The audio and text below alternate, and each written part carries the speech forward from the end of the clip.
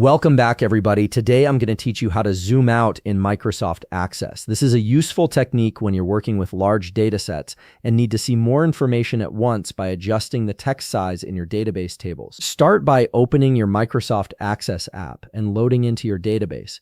Make sure you give the software a moment to fully load all your data before proceeding to the next step.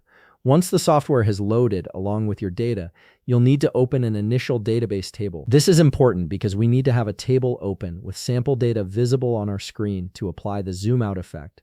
Click on any table from your navigation pane to open it and display your records. Now that your table is open and you can see your data on the screen, here's where the process becomes straightforward. To access the zoom window, simply hold down the Shift key on your keyboard and press F2. This keyboard shortcut opens up the zoom window, which is your gateway to adjusting how text appears in your database. You'll see a dialog box pop up on your screen. In the zoom window that appears, look for the font button and click on it. This opens the font settings where you can make adjustments to how your text is displayed.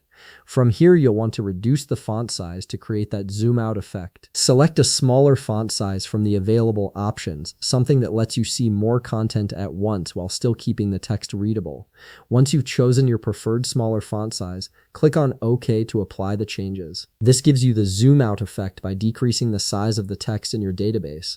With the smaller font, you'll be able to view more rows and columns of data simultaneously on your screen, making it easier to work with larger data sets and get a better overview of your information. And that's all there is to it. You've successfully zoomed out in Microsoft Access by adjusting the font size through the zoom window. If you found this video helpful, please leave a like, subscribe, and see you in the next video.